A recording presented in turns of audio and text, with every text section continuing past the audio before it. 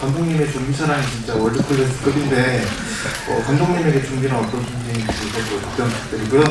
애초에 기획할 때는 이제 좀비 영화를 만들어야지라는 생각을 하고 처음 구상을 했던 건 아니고요. 그냥 지금 현재 당대 사회의 잠재적 공포가 무엇일까에 대한 고민을 좀 했어요. 근데 제가 그때 느꼈던 거는 엄청난 초고속 정보 교류로 통해서 생기는 어떤 집단적 사고, 그리고 거기에서 느껴지는 어떤 개별성의 무력함 같은 거에서 이야기를 시작했던 것 같아요. 이제 그러다가 같이 대본을 쓴 최규석 작가와 이제 그런 주제에 관해서 이런저런 얘기를 하다가 이게 좀비물이 될 수 있겠다라는 생각을 좀 했던 것 같습니다. 그래서 이제 어떻게 보면 집단으로 교류하고, 그리고 잘못된 방향이든 옳은 방향이든 계속해서 일종의 업데이트를 해 나가는 그런 좀비들을 생각하게 됐고요. 전에 작업했던 좀비들과는 좀 다른 게, 사실은 전에 이제 작업했을 때는 이제 몸 브레이크 댄서나 스턴트맨들과 작업을 좀 많이 했었고요.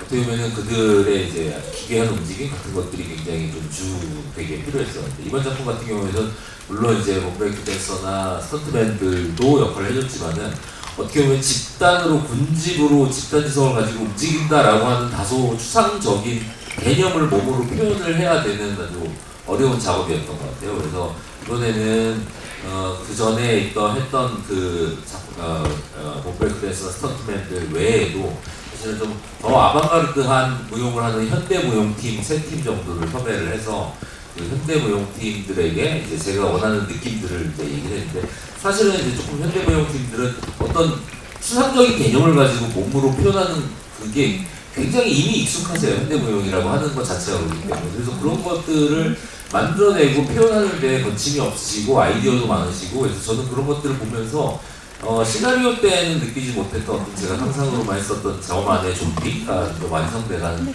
그런 느낌들을 좀 받았던 기억이 있습니다. 감독님한테 질문 드리고 싶은데요. 이 영화 이전에 가장 최근 좀비 영화가 이제 반도였잖아요. 근데 그 반도가 이제 2020년 칸 영화제 똑같은 부분, 미드나잇 스크린 부분 초청됐지만 이제 그때는 행사가 취소됐고, 이번에 다시 또 좀비 영화를 칸 영화제를 다시 같은 부분에 또 간 것에 대해서 조금 생각이 좀 남다르셨을 것 같아요. 그 부분 한번 말씀 부탁드리고요. 그리고 또 하나 질문, 이제 반도보다 이 영화가 좀 뭐가 더 좋았으면 좋겠다, 관객이 봤을 때 뭐가 더 나아졌다고 느꼈으면 좋겠다나, 아니면 감독으로서 좀 뭘 더 잘해내고 싶다, 그렇게 생각한 부분이 있으셨는지, 이렇게 두 가지 질문 드리겠습니다.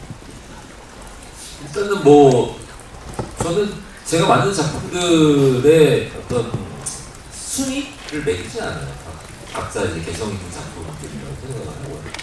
반도 같은 경우는 이제 좀 액션, 약간 이제 빠른 액션하고 카체신이 섞여 있는 액션 영화에 좀 가까운 편이고, 이제 본체는 사실은 서스펜스가 좀 강조되어 있는 약간 서스펜스 스릴러에 좀 가까운 효과가 좀 있는 것 같아요. 그리고 어떻게 보면은 제가 좀비 영화를 꽤 많이 만들었지만은 그 전에 만들었던 서울역이라든가 부산행이라든가 반도는 좀 클래식한 좀비와 공간의 결합이 좀 컸던 것 같아요.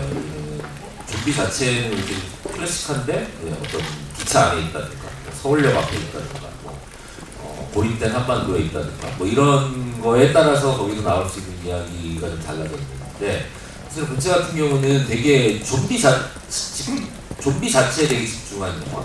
사실은 어떻게 보면은 제가 만든 영화 중에서 거의 처음으로 좀비가 주인공인 영화라고 생각을 하고요.